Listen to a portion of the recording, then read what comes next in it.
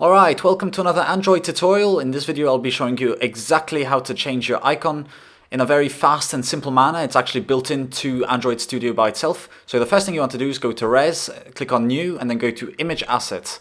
Here you can find a small folder where you can actually search for custom icons, or I used the transparent PNG that I created.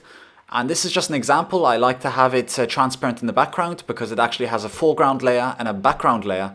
Now on the background layer you can actually insert a custom image as well, but I just like to go for the color. It just makes things a lot more simpler when you can actually use the background and customize the background as opposed to just having it all in one layer. Here there's also a legacy setting which allows you to change that small icon over there. I have absolutely no clue what it really means, but I just know you can change it.